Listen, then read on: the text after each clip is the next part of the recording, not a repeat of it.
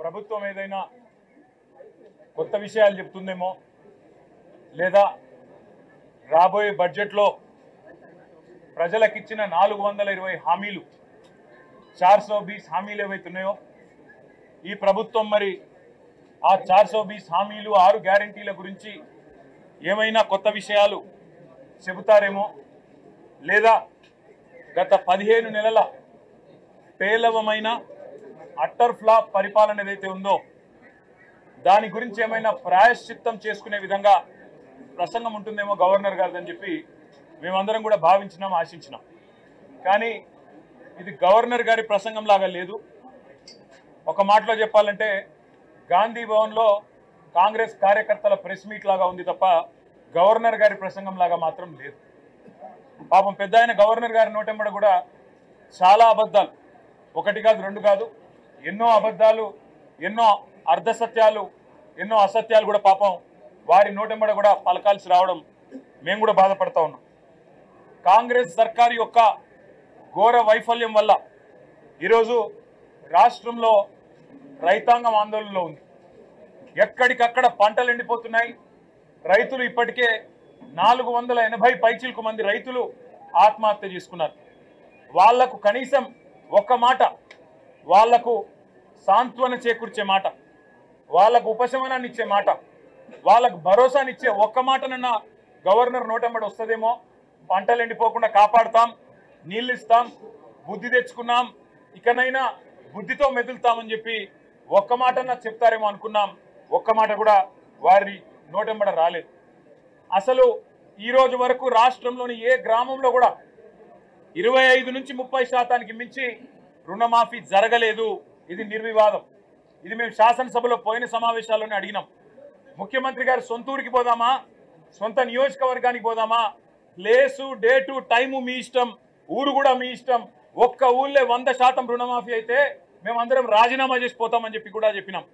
కానీ మళ్ళీ ఈరోజు గవర్నర్ గారి నోటెంబడ రుణమాఫీ అయిపోయింది, లక్షలాది మంది రైతులు సంతోషంగా ఉన్నారు అని చెప్పి అబద్ధాలు చెప్పించి గవర్నర్ గారి స్థాయిని కూడా దిగజార్చి ఈ కాంగ్రెస్ ప్రభుత్వం మళ్ళొక్కసారి తన భ్రష్టత్వాన్ని, తన నీచత్వాన్ని బయటపెట్టుకుంది. పెట్టుబడి సాయం అందని రైతులు రుణమాఫీ కాక, పెట్టుబడి సాయం జరగక, కేసీఆర్ గారి టైంలో ఉండే రైతు బంధును కూడా కనీసం అమలు చేసే పరిస్థితి లేక ఆగమాగమైపోతుంటే ఇవాళ రైతు బంధు మొత్తం అందింది. అది మాత్రమే కాకుండా రైతు కూలీలకు కూడా సాయం చేస్తున్నామని చెప్పి గవర్నర్ గారి నోటెంబడ ఇవాళ అబద్ధాలు చెప్పించడం అంటే గవర్నర్ గారికి కూడా అవమానం. ఇది వారు కూడా గుర్తించాలని చెప్పి కూడా మేము కోరుతా ఉన్నాం. సాగునీటి సంక్షోభం రోజు రోజుకు తీవ్రమవుతా ఉంది. కేవలం కేసీఆర్ గారి మీద గుడ్డి ద్వేషంతో, మా పార్టీ మీద గుడ్డి కోపంతో అక్కడ మేడిగడ్డను రిపేర్ చేయకుండా 15 నెలలు ఎండబెట్టడం వల్ల ఇవాళ మొత్తం గోదావరి పరివాహక ప్రాంతంలో ఎండిపోతున్న ప్రతి ఎకరా పంటకు బాధ్యత తీసుకోవాల్సింది రేవంత్ రెడ్డి అనే ఈ ముఖ్యమంత్రి.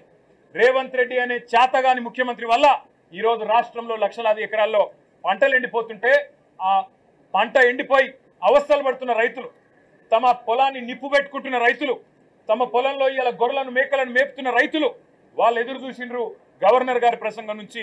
ఒక్క మాటన్న వస్తుందేమో, మేము పంటలను ఎండిపోకుండా కాపాడుతాం, మేమున్నాం, ఈ ప్రభుత్వం భరోసా ఇస్తున్నది, మీకు రిపేర్ చేస్తాం మేడిగడ్డను, ఇన్ని రోజులు కేసీఆర్ గారి మీద గుడ్డి కోపంతో తప్పు చేసినాం అని ప్రాయశ్చిత్తం చేసుకుంటారు అనుకున్నాం. ఆ సోయి కూడా ఈ ప్రభుత్వానికి లేదు. కనీసం ఒక్క మాట మాత్రంగా కూడా ఎండుతున్న పంటలు, సాగునీటి సంక్షోభం, 480 మంది రైతుల ఆత్మహత్యలు, వాటి గురించి ఒక్క మాట కూడా మాట్లాడకపోవడం అంటే రేవంత్ రెడ్డి ప్రభుత్వం యొక్క ప్రాధాన్యతలు ఎట్లా ఉన్నాయో దీన్ని బట్టే అర్థం చేసుకోవచ్చు. ఇవాళ భారతదేశంలో బహుశా ఏ రాష్ట్ర సెక్రటేరియట్లో జరగని అత్యంత ఘోరమైన నీచమైన పరిస్థితి మన రాష్ట్ర సెక్రటేరియట్లో జరిగింది. 20% కమిషన్ ఇయ్యందే ఇక్కడ బిల్లులు వస్తలేవని చెప్పి కాంట్రాక్టర్లు ఆర్థిక శాఖ మంత్రి, ఉప ముఖ్యమంత్రి గారి ఛాంబర్ ముంగట ధర్నా చేసే పరిస్థితి రాష్ట్రంలో బహుశా ఎన్నడూ కూడా గతంలో లేదు. మరి భారతదేశంలో కూడా బహుశా ఎక్కడా లేదని నేను అనుకుంటా ఉన్నా. ఇవాళ 20% కమిషన్ తప్ప విజన్ లేని ప్రభుత్వం ఇది. ఈ విజన్ ఉంది, ఆ విజన్ ఉంది, AI, డేటా సైన్సెస్ అని పెద్ద పెద్ద మాటలు. విజన్ లేదు, మన్ను లేదు, కమిషన్ తప్ప.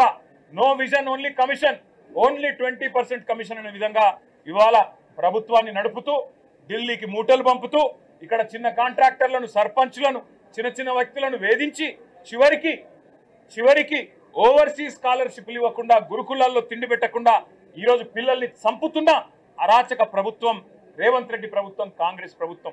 కనీసం గురుకులాల్లో ఉండే అధ్వాన్నమైన పరిస్థితుల గురించి ఒక్క మాట చెప్తారేమో అనుకున్నాం. దాని గురించి ఒక్క మాట లేదు.